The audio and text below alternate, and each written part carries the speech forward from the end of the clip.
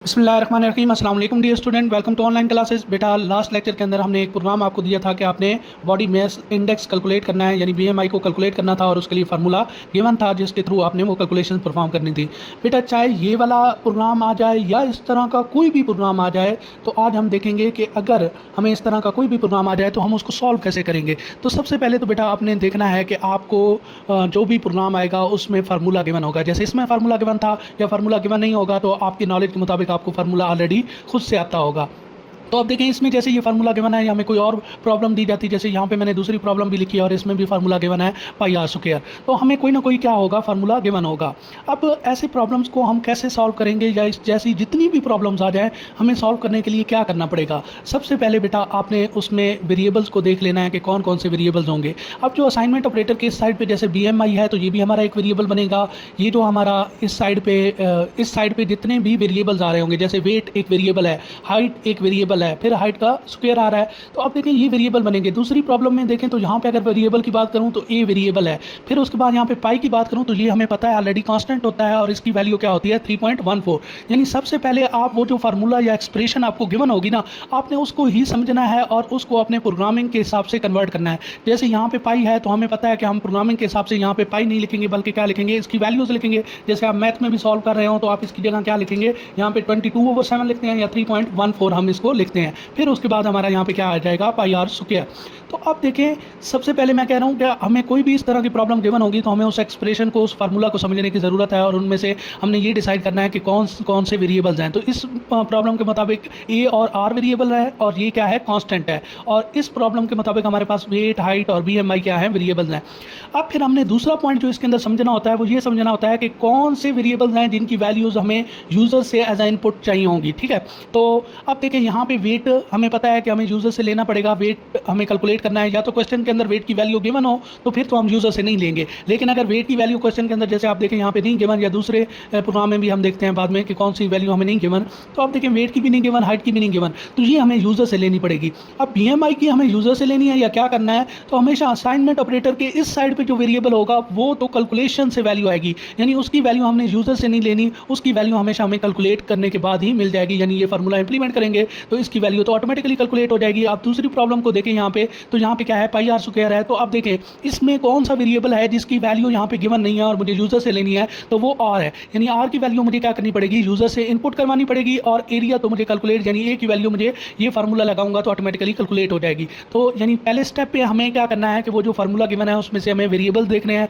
कि कौन से हैं, फिर उन वेरिएबल्स को हमें देखना है कि इन वेरिएबल में से कौन से ऐसे वेरिएबल हैं जिनकी वैल्यू हमने यूज़र से लेनी है। तो सबसे पहला स्टेप, हमने जिन वैल्यूज़ को यूज़र से लेना होगा तो उनके लिए हम क्या लिखेंगे, इनपुट का फंक्शन लिखेंगे। अब यहाँ पे हमें वेट बताया गया है केजी के अंदर लेना है और हाइट मीटर के अंदर लेनी है, तो हमने सबसे पहले वेट यूज़र से इंटर करवाना है, तो यहाँ पे इनपुट का फंक्शन ही यूज़ होगा। और उसके बाद आप देखें ये फ्लोट के अंदर कन्वर्जन हो रही है, क्योंकि वेट आपका क्या हो सकता है 72.3 हो सकता है, 80.9 हो सकता है, तो पॉइंट्स के अंदर भी हो सकता है, इसलिए हमने यहाँ इंटीजर नहीं लिया फ्लोट। यानी इनपुट फंक्शन ऑलरेडी हमें पता है जिसकी हमें समझ आए कि ये यूज़र से वैल्यू इंटर करवाने के लिए, यानी कीबोर्ड से कोई भी वैल्यू इंटर करवाने के लिए यूज होता है। और यहाँ पे जो इनपुट के अंदर डबल कोटेशन में जो टेक्स्ट लिखते हैं वो एज ए टेक्स्ट डिस्प्ले होता है। जैसे मुझे वेट इंटर करवाना है तो मैंने लिखा इंटर यूर वेट और आगे मेंशन कर दिया इन केजी। अब देखें यहाँ पे फ्लो, ये जो यूजर वैल्यू जो भी इंटर करेगा 72.3, 90.5 जो भी इंटर करेगा वो फ्लोट के अंदर कन्वर्ट होकर इस वेट वेरिएबल में चली जाएगी।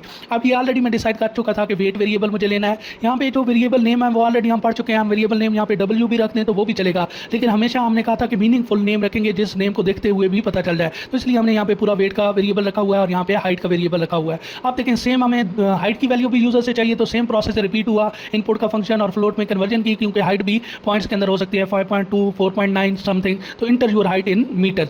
फिर उसके बाद देखें सिंपल, हम जब ये वैल्यूज यूजर से ले लेंगे, यानी हमारे उस फार्मूला के मुताबिक जो भी वैल्यूज हमने यूजर से लेनी होंगी, तो सबसे पहले प्रोग्राम को सॉल्व करते हुए हम वो वैल्यूज इनपुट करवाएंगे। फिर उसके बाद हमने डायरेक्ट क्या कर देना है, वो फार्मूला जो हमें गिवन है वो इंप्लीमेंट कर देना है। ये देखें सेम हमने ये फार्मूला यहाँ पे क्या किया, यहाँ पे लिख दिया। अब देखें हमारा एक वेरिएबल वेट है, अगर मैं यहाँ पे डब्ल्यू लेता तो यहाँ पे डब्ल्यू लिखना पड़ता, यहाँ अगर वेरिएबल नेम एच लिखता तो यहाँ पे एच लिखता।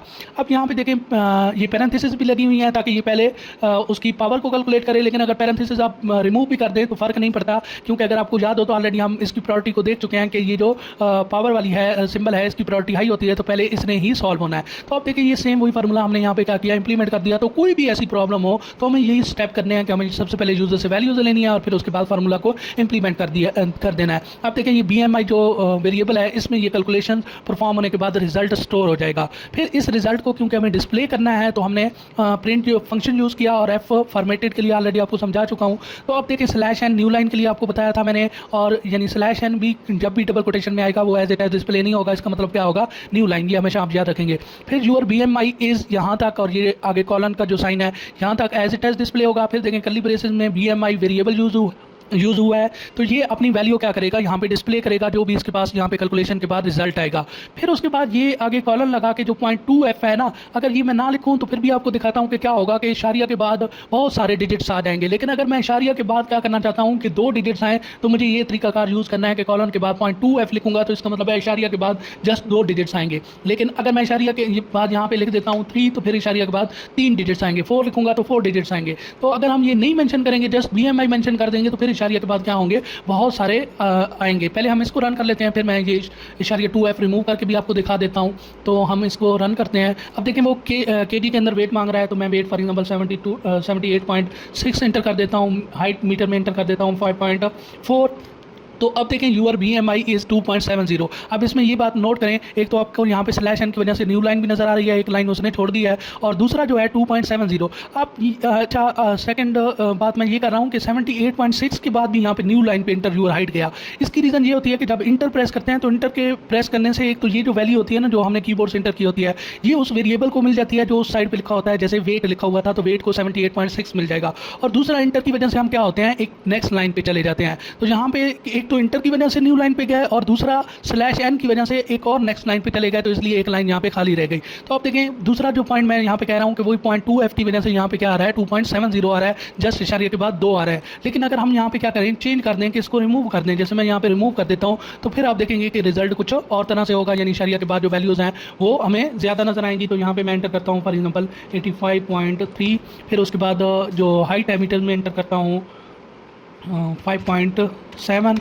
अब देखें आप यहाँ पे BMI का रिजल्ट देखें तो 2.625423, तो आप देखें इशारिया के बाद कितने ज़्यादा डिजिट्स आ रहे हैं। तो इशारिया के बाद जितने डिजिट्स चाहते हैं हम ये वाला तरीकाकार क्या कर सकते हैं, यूज़ कर सकते हैं। यानी यहाँ पे कॉलम लगा के जो भी हम 0.2f लिखेंगे तो 2 आएंगे, अगर 3 लिखूंगा तो 3 डिजिट इशारिया के बाद आएंगे, 1 लिखूंगा तो 1 डिजिट आएगा। उम्मीद है ये आपको समझ आ गई होगी। अब नेक्स्ट दूसरा एक एग्जाम्पल जो हम देख रहे थे उसको भी मुकम्मल देख लेते हैं। अब देखिए इसमें भी हमने कहा था कि हमें फार्मूला गिवन होगा, तो फार्मूला में से हमने वेरिएबल निकाल लिए थे, R था और A था। फिर उसके बाद हमने देखा कि यूज़र से वैल्यू लेनी है तो वो किसकी लेनी है, R की लेनी है। तो हमने R के लिए वही सेम प्रोसेस लिखा, फ्लोट इनपुट। आप यहाँ बल्कि अगर इशारिया के अंदर रेडियस नहीं हो सकता, इंटीजर में होगा तो आप यहाँ पे इंट भी मेंशन कर सकते हैं, फ्लोट को रिमूव कर सकते हैं। या आप कहते हैं कि रेडियस नहीं पॉइंट्स के अंदर है तो फिर आप पॉइंट्स के अंदर भी इसको रहने दे सकते हैं। फिर उसके बाद आप इंटर रेडियस, अब क्योंकि यहाँ पे टेक्स्ट मैंने चेंज किया क्योंकि यहाँ पे रेडियस इंटर करवाना था, लेकिन प्रोसेस देखें ना इसके लिए भी सेम है। वही वेरिएबल हमने डिसाइड किए, फिर जिस वेरिएबल की यूजर से वैल्यू लेनी थी हमने वही इनपुट का फंक्शन सबसे पहले लिखा। इसका मतलब है कि हमें कोई भी प्रॉब्लम इस तरह की आ जाती है जिसमें फार्मूला गिवन होगा और हमें उसको सॉल्व करने का कहा जाएगा, तो हमें वेरिएबल निकालने हैं, फिर उस वेरिएबल की में से देखने हैं किसकी वैल्यू हमें यूजर से लेनी है। तो जिसकी वैल्यू हमने यूजर से लेनी होगी हम क्या करेंगे, उसके लिए इनपुट का फंक्शन लिखेंगे। फिर जब तमाम की वैल्यूज़ हम यूजर से लेंगे, क्योंकि पहले वैल्यूज़ लेंगे फिर उसके बाद फार्मूला इंप्लीमेंट होगा ताकि वहाँ पे उन वेरिएबल्स की वैल्यूज़ पुट की जा सके।